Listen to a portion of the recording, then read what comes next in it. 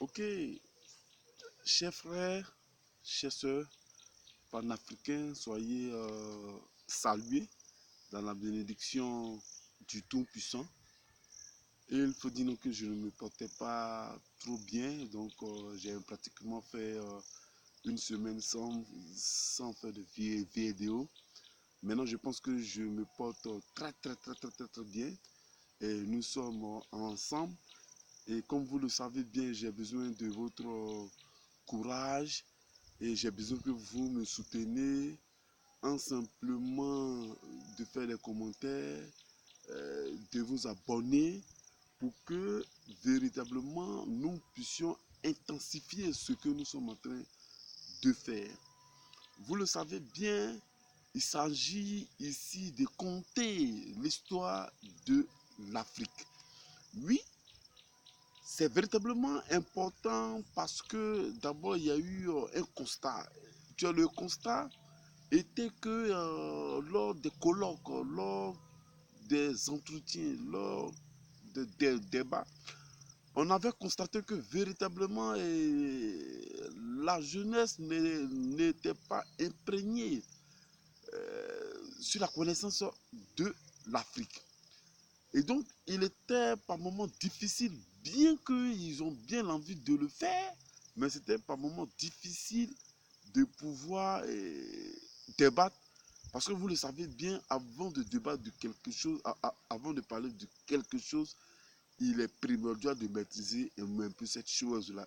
Aucune personne ne viendra conter l'histoire de l'Afrique à notre place.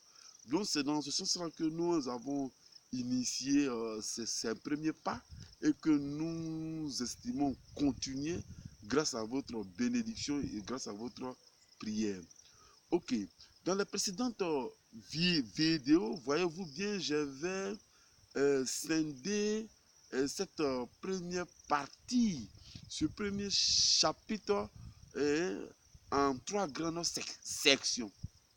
Il s'agissait tout simplement de parler d'abord de l'Afrique australe, de parler de l'Afrique occidentale et aujourd'hui nous allons parler de façon succincte de l'Afrique australe. L'Afrique australe s'est située où? C'est situé vers l'Afrique du Sud là.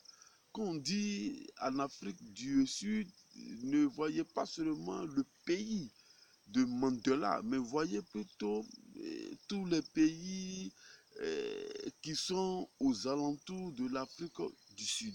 Donc c'est ça l'Afrique australe. Et le peuple qui vit, c'est le peuple bantou. C'est le peuple bantou et qui sont arrivés et pour finir, qui ont eu des divisions. Mais ils ont quelque chose en commun qui est capital et qui est essentiel de le mentionner. D'abord, pour rappel, j'avais mentionné que en Afrique occidentale, c'est-à-dire vers chez nous ici, euh, on avait une terre humide et une terre de savane. Donc, ce qui faisait qu'il y avait la culture et l'élevage qui étaient les éléments que nous nous basons pour pouvoir nous nourrir. Voilà. Et donc, eux, ils étaient là. Maintenant, à un certain moment, la terre est devenue dure, la terre est devenue trop sec. Donc, ça ne marchait plus. Les gens ne pouvaient plus faire les cultures. Alors donc, il y a eu, les gens ont pu se disperser. Ils ont pu se disperser.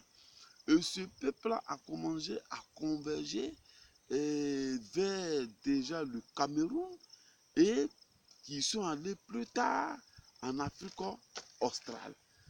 Et donc, leur origine première se trouve au Cameroun. Et, mais ce qui est intéressant, c'est qu'ils n'ont pas fait leur migration aussi brutale. Non, leur migration a été l'une des migrations les plus lentes, à plus de 1,5 millier d'années. Ils sont allés très lentement, à tel point qu'il n'y a pas eu d'évasion. Et je pense que cela s'est produit aux environs au 10e et au 11e au XIIe siècle.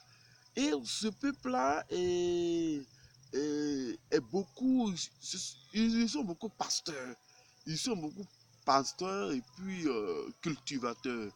Parce qu'ils ont été influencés dans la migration par l'Europe occidentale.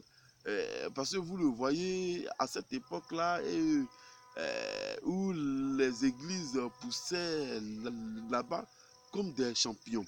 Donc, ils ont été impactés par cela. Voilà. Et donc, c'est un peu pour dynamique, c'est un peu pour travailleurs. Et c'est tous ces peuples-là ensemble qui forment l'Afrique. Et donc, je ne serai pas trop long, mais ce que je veux dire, je préfère vous orienter vers la documentation. Cette documentation-là existe dans les universités, hein, sur le net et un peu de partout pour mieux comprendre notre Afrique. Et il est aussi important pour moi de quand même jeter un clin d'œil sur la traite, sur la traite, sur la traite. Oui, donc, comme vous le savez, j'ai parlé un peu de, de l'Afrique australe, de l'Afrique occidentale et de l'Afrique orientale. Et je vous demande, pour une fois de plus encore, d'aller vous cultiver. Donc, c'est l'occasion pour moi, comme je le mentionnais tantôt, de parler un peu de la traite. Voyez-vous, la traite a été l'une des choses vraiment qui nous est coûté cher. Qui nous est coûté cher en Afrique et qui a vraiment laissé son impact. Nous avons connu une souffrance dans le sang, dans la diarrhée et dans la sueur. Et cela m'amène même à dire donc que au XVIe siècle, hein, la population de toute l'Afrique était estimée même à 35 millions d'habitants. Quand les gens commençaient à venir, à venir, à venir chez nous pour commencer cette pratique inhumaine, sur les 35 millions, on pouvait prendre plus de la moitié. C'est-à-dire on peut prendre plus de 18 millions de personnes. Voilà avec eux. Mais le chemin qu'ils empruntaient pour partir, vraiment, c'était misérable. C'était défavorable. Ça m'amène même à dire, ils étaient mis dans des camps de navires. Hein? Ils étaient mis dans des camps de navires où la hauteur du camp, si c'est trop grand, si c'est gaillard même, là, ça faisait 60, oui, 60 centimètres, la hauteur du navire. Et on plaçait nos parents là dedans. On les plaçait dedans comme des boîtes de sardines. On le mettait dedans comme les boîtes de sardines. Et ils étaient attachés. Ils n'ont pas le temps. Tu ne peux pas dire que tu as te levé pour aller chier. Non, non, non. C'était compliqué. Donc, ils urinaient sur eux-mêmes. Ils chiaient sur eux-mêmes.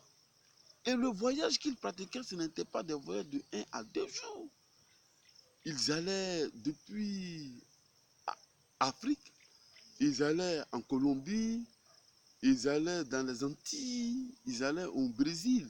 Voilà pourquoi quand vous voyez ces populations-là, ils sont beaucoup, il y a beaucoup de métis dedans.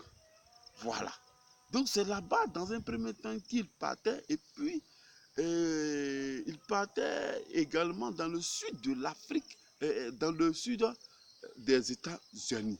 Donc c'était là-bas que nos parents partaient. Donc comprenez que ce n'était pas des voyages pour quitter Abidjan pour aller à Fakobli, où tu prends 4, tu arrives, tu as le même jour. Hein? Ce n'était pas de ces voyages-là que nous parlons. Mais la traite a été véritablement pénible. C'était des voyages d'au moins 2 mois. Pendant 2 mois, mais les gens étaient enchaînés.